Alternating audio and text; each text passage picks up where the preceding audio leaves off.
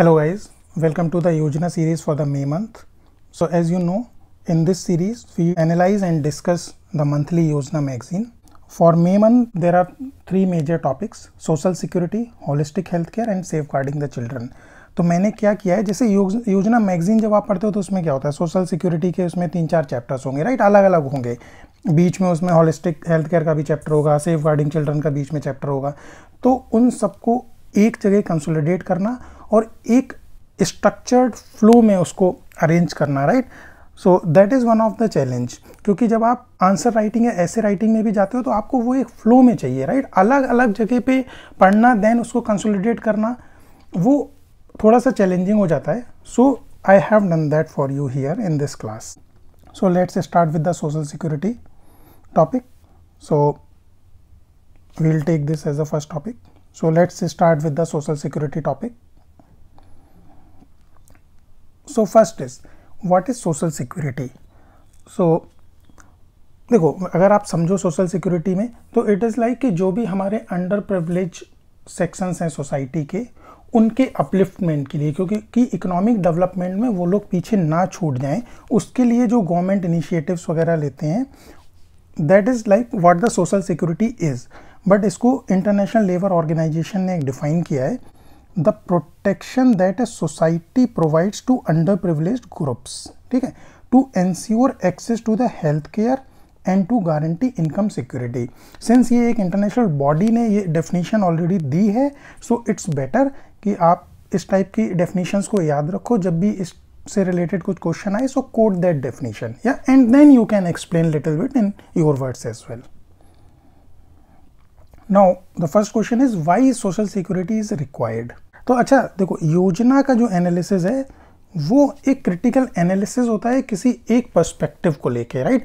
तो यहाँ पे फोकस उस पे कम होगा कि कोई गवर्नमेंट स्कीम्स है तो उसके फीचर्स क्या हैं और क्या कैरेक्टरिस्टिक्स हैं. No, here the focus will be more on the critical analysis and to see the broader और बिगर पिक्चर. तो पहला क्वेश्चन है कि ठीक है, सोशल सिक्योरिटी है, कंट्रीज़ में, हर कंट्री में होती है, अपने यहाँ भी है, बहुत सारी स्कीम्स हैं, but why the social security is required.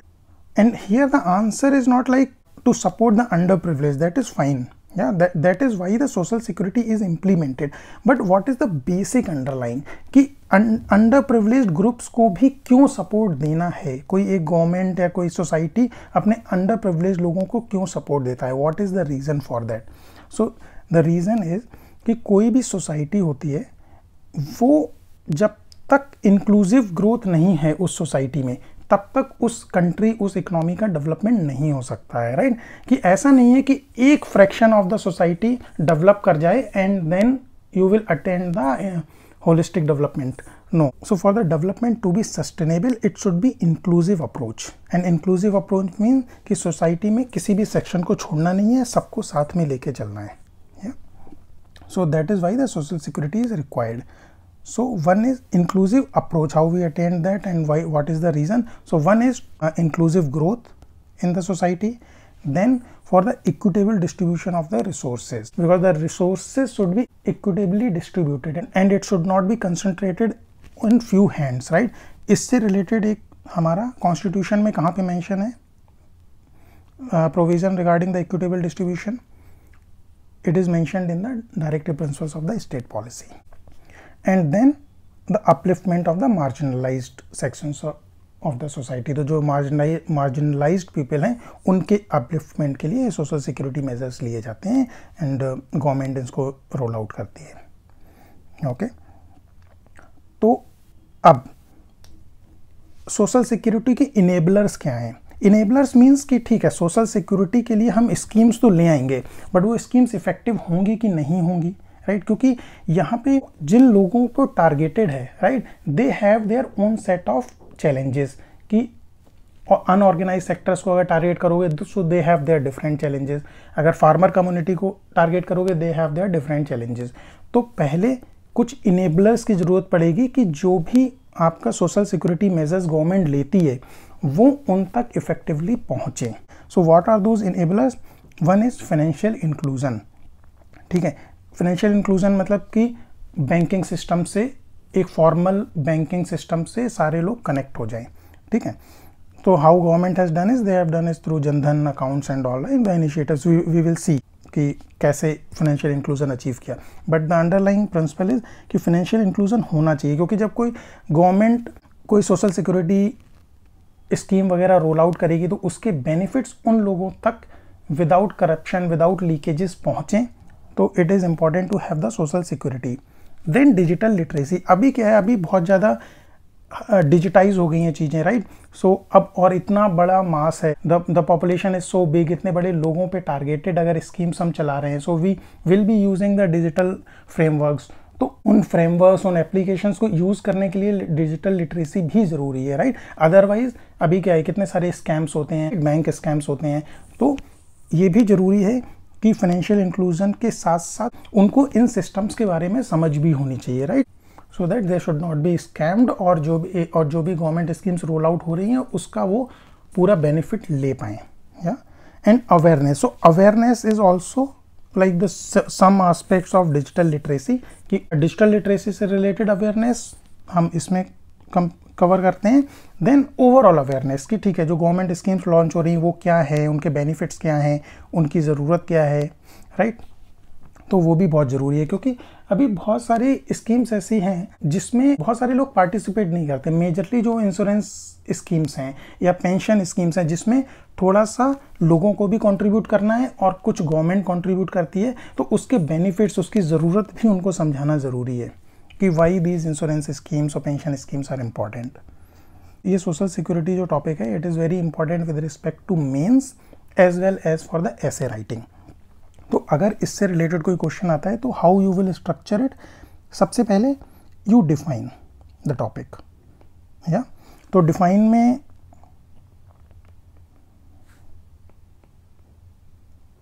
Define the topic, तो डिफाइन के लिए क्या है कि यहाँ पे ऑलरेडी ILO ने डेफिनेशन दी है, so you quote that definition and then you explain in 1 or 2 lines. After that you explain why the social security is required in any society, what is the purpose it serves. Then you explain the enablers of the social security, ये जो मैंने यहाँ पे mention किए हैं, okay. इन enablers के बाद you will mention the target section, कि सोशल सिक्योरिटी किस सेट ऑफ पॉपुलेशन को टारगेटेड है, कि किन कैटेगरीज को टारगेट किया जाता है। Then you discuss individually each category, कि उस कैटेगरी की क्या प्रॉब्लम्स चैलेंजेस हैं और उन चैलेंजेस को ओवरकम करने के लिए गवर्नमेंट ने क्या इनिशिएटिव्स लिए हैं, ठीक है। That is how you have to structure your answer. So let's start with the financial inclusion. अभी हम इनेबलर्स एक एक करके डिस्कस कर लेते हैं। फाइनेंशियल इंक्लूजन के लिए क्या है, गवर्नमेंट ने बहुत सारे इनिशिएटिव्स लिए हैं। For example digital India, direct benefit transfer, तो DBT जो सब्सिडीज़ पहले आती थी, तो क्या होता था कि पहले वो डिस्ट्रिक्ट सेंटर में आएंगी, आपको वहाँ से लेनी पड़ेंगी, तो उसमें क्या है बहुत सारा करप्शन और लीकेजेस इन्वॉल्व हो जाते थे। तो अभी क्या है DBT पॉसिबल हो गया है। तो DBT कैसे पॉसिबल हुआ है, विद फाइनेंशियल इंक्लूजन, की एक बार बैंक अकाउंट्स हो गए हैं तो गवर्नमेंट डायरेक्ट वहीं पे आपके अकाउंट में पैसा भेज देगी, ठीक है। Then government market place, these are the some government initiatives. तो ये किस में हेल्प करेंगे, it will help transforming India into a knowledge based economy as well as digitally empowered society, ठीक है। तो डिजिटल सर्विस डिलीवरी अगर हम देखेंगे कि फाइनेंशियल इंक्लूजन के लिए क्या क्या इनिशिएटिव्स लिए गए, so one is JAM trinity which is Jandhan, Aadhaar and mobile. So इससे पॉसिबल हुआ है ये DBT वगैरह। क्या हुआ है कि जनधन से फाइनेंशियल इंक्लूजन हुआ कि रीच हो गई है हर जगह, लाइक रिमोट प्लेसेस पे भी सबके बैंक अकाउंट्स खुल गए हैं, राइट। उसके बाद उनको लिंक कर दिया गया मोबाइल एंड आधार से। तो आधार से लिंक करने से क्या हुआ है कि आपकी एक इंडिविजुअल आइडेंटिटी से लिंक हो गया है, तो क्या है कि कोई और आपके बेनिफिट्स को नहीं ले सकता, राइट। तो वो लीकेजेस अवॉइड होंगे। तो इसके तीनों के कॉम्बिनेशन से, that is known as JAM trinity, popularly known as JAM trinity. तो इससे इसने किस में कॉन्ट्रीब्यूट किया, एक तो फाइनेंशियल इंक्लूजन में किया है, and then it made the DBT possible. Then next is Pradhan Mantri Gramin digital Saksharta Abhiyan. This scheme is targeting at the digital literacy in the rural area. So currently it is covering around 6 crore households. तो ये digital literacy को वहाँ पे फैला रहे हैं, लोगों को अवेयरनेस जगा रहे हैं, राइट। अच्छा, अभी यहाँ पे जो हम डिस्कस करते हैं ना ये स्कीम्स वगैरह, तो जो योजना का जब हम एनालाइज करते हैं उस टाइम जब हम स्कीम्स को डिस्कस करते हैं, so here the purpose is not to deep dive into the features and aspects of those schemes. यहाँ पे हम देखेंगे कि उन स्कीम्स ने एट ब्रॉडर लेवल क्या प्रॉब्लम्स सॉल्व किए हैं and what they have contributed, how they have contributed to the solution of the problem. तो यहाँ पे हम बस वो मेजर पॉइंट्स कवर करेंगे, राइट। तो आप आंसर राइटिंग में भी जब लिखोगे ना, तो अनटिल अनलेस कि अगर किसी स्पेसिफिक स्कीम का क्वेश्चन है तो आप उसको पूरा एलेबोरेट करोगे।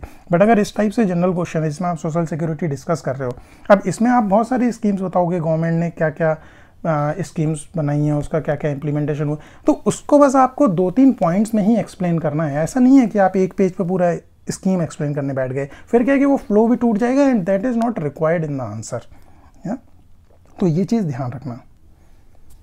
Then Ayushman Bharat digital mission, this is enabling the use of technology in the medicine and health care. Okay, so ये एक डिजिटल हेल्थ रिपोजिटरी बना रहा है कि जो भी सिटीजन्स हैं, हेल्थ फैसिलिटीज़ हैं, हेल्थ प्रोफेशनल्स हैं, उनका एक डिजिटल डेटाबेस प्रिपेयर कर रहा है सो दैट कि ये लोग एक डिजिटल इंटरफेस के थ्रू कनेक्ट हो सके और जो हेल्थ केयर और मेडिसिन फैसिलिटीज़ हैं वो ओवर द फ़ोन या ओवर द मोबाइल जो है वो उसको एक्सेस कर पाएँ। ओके, ये स्कीम्स डिटेल में आपको समझने के लिए I have prepared separate videos on all these schemes. ठीक है, तो आयुष्मान भारत मिशन का एक पूरा वीडियो मिल जाएगा। तो जो भी स्कीम्स हम इसमें डिस्कस करेंगे उसका सेपरेट वीडियोस हैं उन स्कीम को स्पेसिफिकली समझने के लिए। So for that I will provide the link, मैं नीचे लिंक मेंशन कर दूंगा, आप उस पर जाके एक बार देख सकते हो। बट अभी जो हम डिस्कस कर रहे हैं तो इसमें डिटेल एनालिसिस का मतलब नहीं है उन स्कीम्स का, क्योंकि फ्लो खत्म हो जाएगा और यहाँ पे उसकी वो रिक्वायरमेंट भी नहीं है, right. Then another is Umang mobile app. Okay, तो ये क्या है कि ये ऑल इन वन एक ऐप था जिसमें बहुत सारी गवर्नमेंट सर्विसेज को आप वहाँ पे ले सकते थे। फॉर एग्जांपल मेरा राशन ऐड, ई नाम, दामिनी लाइटनिंग अलर्ट्स, राइट। तो दामिनी लाइटनिंग अलर्ट्स क्या है कि जो भी लाइटनिंग स्ट्राइक्स होती थी आपके नियर बाई प्लेसेस में, वो आपके पास वार्निंग आ जाती थी और आपको वार्न करती थी कि आपके नियर बाई एरिया में कोई लाइटनिंग स्ट्राइक हुई है, सो बी केयरफुल, आपके एरिया में भी हो सकती है। Then digi lockers is also there. तो ये क्या था कि एक ये डिजिटल ई वॉलेट था जिसमें सिटीजन्स अपने लाइफ टाइम सर्टिफिकेट्स स्टोर कर सकते हैं। For example ration card, marriage certificate वगैरह वो उसमें आ जाएंगे। तो यू नीड नॉट, तो आपको क्या है कि हर जगह ये डॉक्यूमेंट्स कैरी नहीं करने हैं, आप अपने डिजिटल वॉलेट से एक्सेस कर सकते हो। Okay, then focus areas. तो अभी हमने इनेबलर्स देखे, नाउ विल सी कि for social security what are the focus areas with respect to India. So one is unorganised sector, कि जो अपने यहाँ लेबर्स हैं वो 2 टाइप में डिवाइडेड है, right. Like 2 kind, and they are divided into 2 kind of sectors. One is organised, one is unorganised. So unorganised sectors के अपने कुछ चैलेंजेस हैं, राइट। तो उनको ओवरकम करने के लिए सोशल सिक्योरिटी की मेजर्स की ज़रूरत पड़ती है। Then farmer community, we have a big farmer community, तो उनके कुछ अपने चैलेंजेस हैं, तो उनके लिए एक स्पेसिफिक सोशल सिक्योरिटी मेजर्स की ज़रूरत पड़ती है। Then we have individual set of pupils like persons with disabilities, old age, widows, etc. तो इनको टारगेट करने के लिए अलग अलग स्कीम्स रोल आउट होती हैं। So we will see and analyse each sectors individually.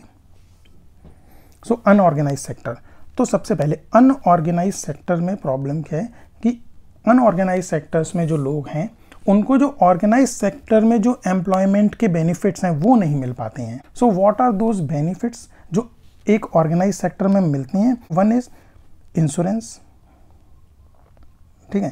तो अब अगर आप ऑर्गेनाइज सेक्टर में हो तो you will have the life insurance, you will have the health insurance, but unorganised sector में ये नहीं अवेलेबल होते हैं। Then pension, so organised sector में ईपीएफ वगैरह है, उसके थ्रू आपका एक पेंशन फंड इकट्ठा होता रहता है and at the time of retirement you will get some pension, but in case of unorganised sector this facility is not there.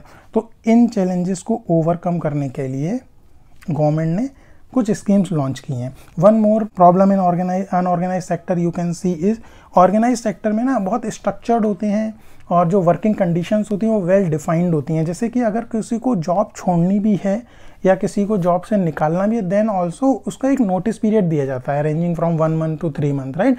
कि ठीक है 3 आपको अभी जॉब छोड़नी है but you continue here for the 3 months, in 3 month के period में आप दूसरी ढूंढ लो।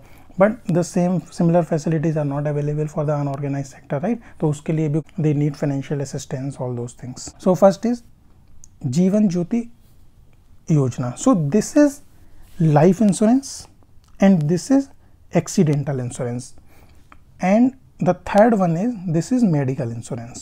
okay, ये सारे हमने डिटेल में, वही मैं आपको जैसे बोला था, इसके डिटेल्ड वीडियोस अवेलेबल हैं, you can watch them. But अभी हम डिस्कस करते हैं कि how they have contributed for the upliftment of the unorganised sector. तो ये पीएम जीवन ज्योति जो योजना है, this is life insurance covering the death for any reason. इसमें एक चीज़ याद रखना, ये डेथ को कवर करता है for any reason, and 2 lakh का इसमें लाइफ कवर होता है. ओके, 2 लाख का लाइफ कवर होता है and done through LIC. Okay, ये डिटेल्स अभी इसमें देने की ज़रूरत नहीं है. ये अगर स्पेसिफिक क्वेश्चन आए इन स्कीम्स पे, then it is fine, you can mention that. But अभी सिर्फ हमको ये समझना है कि this is providing the life insurance facility to the unorganised sector. ठीक है, बस इतना काफ़ी है. देन प्रधानमंत्री सुरक्षा बीमा योजना. So this is accidental cover, कि जो अनऑर्गेनाइज सेक्टर में लोग काम करते हैं, अगर they met with an accident और उससे अगर उनकी डेथ हो जाती है तो 2 लाख का कवर होता है अगेंस्ट द लाइफ और परमानेंट टोटल डिसेबिलिटी, और अगर परमानेंट पार्शियल डिसेबिलिटी हो जाती है तो 1 लाख का कवर होता है. So if you see here, these are 2 insurance focused on the death or the accident. Now this one is focused on the medical, कि अगर वो बीमार पड़ जाते हैं तो उसका जो खर्चा होता है. अब ऑर्गेनाइज सेक्टर में देयर इज हेल्थ इंश्योरेंस, आपको मिलता है कंपनी की तरफ से, but for unorganised sector this is rolled out by the government. So and this is world's largest health care insurance, fully financed by the government. Okay, but ये जो है this is entitlement based, which means कि जो socio economic caste census data है उसके basis पे government एक list of beneficiaries निकालेगी, उन लोगों को ही इसका बेनिफिट मिल सकता है. देन प्रधानमंत्री Shram Mandhan Yojana. Now these were covering the insurance horizon and this is pension scheme. So ये अनऑर्गेनाइज सेक्टर के लिए पेंशन स्कीम है. This is voluntary and contributory. So it means कि इसमें एम्प्लॉय को भी थोड़ा कंट्रीब्यूट करना पड़ेगा, and at the same time government will also contribute, and at the time of retirement they will get a minimum fixed pension of 3000 per month. Okay, तो similar scheme एक farmers के लिए है, उसको बोलते हैं पीएम किसान मानधन Yojana. Now social security for farmers. तो अब हम देखते हैं कि इनके चैलेंजेस क्या हैं. जैसे कि हमने अभी अनऑर्गेनाइज सेक्टर में देखा था, उनके चैलेंजेस एम्प्लॉयमेंट से रिलेटेड थे, कि उनको इंश्योरेंस नहीं था, हेल्थ इंश्योरेंस नहीं था, लाइफ इंश्योरेंस नहीं था, राइट, पेंशन स्कीम्स नहीं थी. फार्मर्स के चैलेंजेस अलग हैं, राइट. एक तो क्या है, dominated by small and marginal farmers. हमारा जो मेजर फार्मिंग कम्युनिटी है that is dominated by small and marginal farmers. So what is small and marginal farmer? Marginal farmers वो होते हैं जिनका 1 हेक्टेयर से लेस का लैंड होल्डिंग होता है, जो कल्टिवेबल लैंड है. If it is less than 1 hectare then it is marginal farmers, and if it is between 1 to 2 hectares, like less than 2 hectares but more than 1 hectare, they are known as small farmers. और India में 86% जो हैं are small and marginal farmers. Okay, who owns just 47.3% of the cultivable land. तो 86% farmers holds only 47% of the land. अच्छा, एक चीज़ और है कि ये लैंड होल्डिंग्स डिक्लाइन होती जा रही हैं, ये और भी छोटी होती जा रही हैं ईयर ऑन ईयर. अगर हम एक डिकेड का डेटा देखेंगे तो 2003 में जो एवरेज लैंड होल्डिंग साइज था वो 0.75 हेक्टेयर था पर फार्मर, जो पर हाउस होल्ड था, राइट. अभी वो हो गया है 0.59 हेक्टेयर. ये 10 ईयर्स में डिक्लाइन हुआ है फ्रॉम 2003 to 2013. तो ये डिक्लाइन होता जा रहा है. इसकी वजह से जो इश्यूज आते हैं, एक तो क्या है कि इनको इकोनॉमीज ऑफ स्केल का बेनिफिट नहीं मिल पाता है. इकोनॉमीज ऑफ स्केल क्या होता है कि जब आपका प्रोडक्शन अगर लार्ज क्वांटिटी में है ना, तो आपको जो फिक्स्ड कॉस्ट होती हैं वो पर यूनिट कॉस्ट कम हो जाती हैं. जैसे फॉर एग्जांपल अगर आप 5 लाख का ट्रैक्टर खरीदते हो फॉर एग्जांपल, ठीक है, तो अब आप वो 5 लाख के ट्रैक्टर को चाहे आप 1 हेक्टेयर के फॉर्म में यूज़ करो, चाहे आप उसको 10 हेक्टेयर के फॉर्म पे यूज़ करो, वो 5 लाख की कॉस्ट सेम है, ठीक है। उसकी ऑपरेशनल कॉस्ट ओके ठीक है अलग अलग होगी, डिपेंड लाइक कि कितना फ्यूल कंज्यूम करेगा, बट जो फिक्स्ड कॉस्ट आपने 5 लाख की दी है वो आपने इसके लिए भी सेम दी, इसके लिए भी सेम दी, राइट। तो per unit fixed cost reduce हो जाती है। दूसरा क्या है, जब आपके पास लार्ज लैंड होल्डिंग्स हैं तो क्या है कि आप बेटर टेक्नोलॉजीज वगैरह भी उसमें यूज़ कर सकते हो। Next is lower house hold income. तो इन सब की वजह से क्या है कि इनकी हाउस होल्ड इनकम भी कम है, तो this is also one challenge. There is a government target also to double the income of the farmers. अच्छा, हम ये चैलेंजेस इसलिए देख रहे हैं, हम इसी के बेसिस पे समझेंगे कि इन सब चैलेंजेस को ओवरकम करने के लिए क्या स्कीम्स आई हैं, right.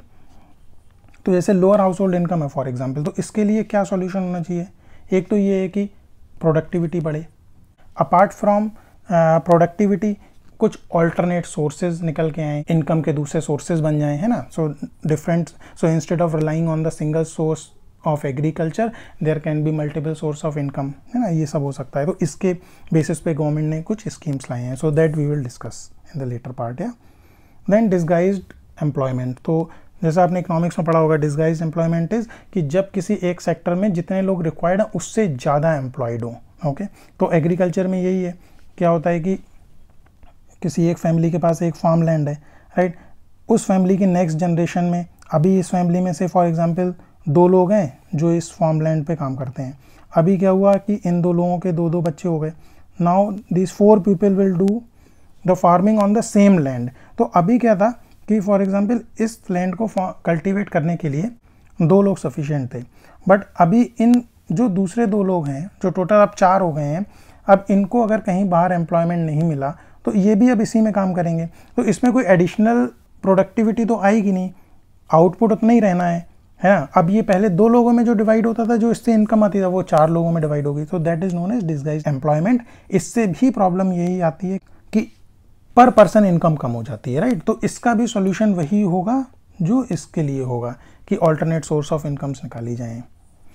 Then high level of debt. अच्छा, ये एक और इशू है एग्रीकल्चर इन इंडिया कि जो डेट है, जो लोन है किसान लोगों पे, वो बहुत ज़्यादा है। अभी आप अगर नेशनल सैंपल सर्वे 2019 का डेटा देखेंगे तो 50% जो हाउस होल्ड हैं वो around 60% of their annual income के डेट में है।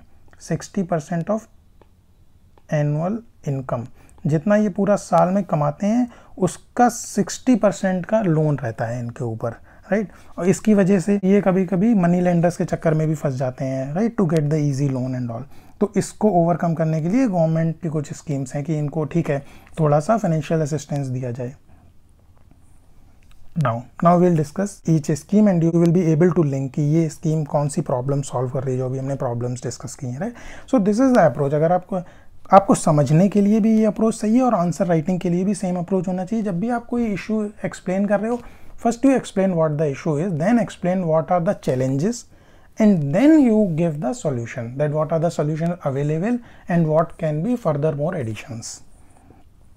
तो पहला है Mahatma Gandhi national rural employment guarantee act. ये क्या करता है, ये 100 डेज ऑफ गारंटीड एम्प्लॉयमेंट देता है। इसका मतलब क्या हुआ कि इन्होंने एक एडिशनल सोर्स ऑफ इनकम दे दिया फार्मर्स को। तो जो लो इनकम वाली प्रॉब्लम थी वो इससे कुछ हद तक सॉल्व होगी कि एडिशनल सोर्स ऑफ इनकम मिला। But at the same time जो इसकी सबसे अच्छी बात है इस स्कीम की, कि ये जो एम्प्लॉयमेंट जो मिलता है वो उन कामों के लिए मिलता है जो रूरल एरियाज़ का इंफ्रास्ट्रक्चर डेवलपमेंट में हेल्प करता है, mainly related to agriculture. For example तालाब बनवा दिए, है ना, इरिगेशन फैसिलिटीज़ बनवा दी। तो इससे क्या होगा अल्टीमेटली कि एक तो एम्प्लॉयमेंट मिला तो आपकी इनकम बढ़ी, एट द सेम टाइम जिन काम के लिए एम्प्लॉयमेंट मिला वो आपको वापस एग्रीकल्चर की प्रोडक्टिविटी इंक्रीज करने में हेल्प करेंगे, ठीक है। तो अगेन आपकी इनकम उसके थ्रू भी बढ़ेगी कि एग्रीकल्चर प्रोडक्टिविटी बढ़ाने के लिए, है ना। तो एक साथ 2 प्रॉब्लम्स सॉल्व हो रही हैं इस स्कीम से, right. Then there is a one more scheme, national rural livelihood mission. तो ये भी टारगेट करती है कि एडिशनल सोर्स ऑफ इनकम के लिए, but this is more focused on the female farmers.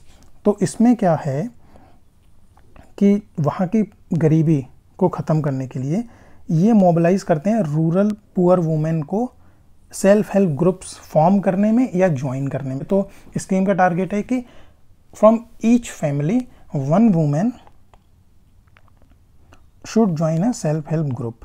ठीक है, फिर इस सेल्फ हेल्प ग्रुप को गवर्नमेंट फंडिंग सपोर्ट देगी, जिसको they can use to lend, जिसको वो इस सेल्फ हेल्प ग्रुप के मेंबर्स को लोन देंगे। उस लोन से ये लोग कुछ अपना बिजनेस करेंगे and then repay the loan with some minimal interest. तो उससे ये सेल्फ हेल्प ग्रुप भी अपना डेवलप रहेगा, उनका कैपिटल भी बढ़ता रहेगा। एट द सेम टाइम उस लोन को यूज़ करके दीज फीमेल फार्मर्स और दीज फीमेल हाउस होल्ड जो है वो कुछ इनकम अर्न करेंगी। अच्छा, इसी के अंदर एक सब कंपोनेंट है महिला किसान सशक्तिकरण परियोजना। ओके, तो जैसे इसका नेम सजेस्ट कर रहा है, इसमें क्या है कि इसमें ये जो फीमेल फार्मर्स हैं उनको ट्रेन करते हैं इन एरियाज लाइक किचन गार्डनिंग हो गया, एग्रो प्रोसेसिंग हो गया। तो क्या है, इसमें ट्रेनिंग लेने के बाद these womens can open their own small business, और उस बिजनेस को स्टार्ट करने के लिए ये इस सेल्फ हेल्प ग्रुप से लोन ले सकते हैं। Okay, so this is the one scheme. इसको डिटेल में इस स्कीम को अलग से डिस्कस किया है, so you can go and see the features. Then there is one more scheme which is Pradhan Mantri Kisan Samman Nidhi. It is also in short form known as PM Kisan. तो ये क्या है, ये फाइनेंशियल असिस्टेंस देता है ऑफ 6,000 रुपीज़ पर ईयर या और per annum. अब ये 3 इंस्टॉलमेंट में डिवाइड होता है, 2,000 ईच। अच्छा, ये क्या हेल्प करता है, ये वही कि अभी क्या है कि फार्मर कम्युनिटी बहुत ज़्यादा डेट में है, लोन में है, राइट। तो इससे क्या है कि जब उनको सोइंग सीजन आता है, जब उनको खेत में बीज डालने होते हैं, राइट, उस टाइम पे ये इनको एक इनिशियल सपोर्ट मिल जाता है। इससे क्या होता है कि उनको लोन या मनी लेंडर्स के चक्कर में नहीं फंसना पड़ता है। So this is one financial assistance to support them during the sowing season. This protects them from the undue reliance on the money lenders, जिससे कि ये डेट ट्रैप में ना फंसे। क्योंकि ये आप देखोगे महाराष्ट्र के जो रीजन्स हैं वहाँ पे कितना फार्मर सुसाइड वगैरह होता है, तो वो हेवली डेट में चले जाते हैं and then they can't repay and further on कि वो पहला डेट पे करने के लिए दूसरा डेट लेते हैं एंड देन वो डेट ट्रैप में फंस जाते हैं। So that was one of the major challenge जिसको गवर्नमेंट इसके थ्रू थोड़ा सा सॉल्व करने की कोशिश की।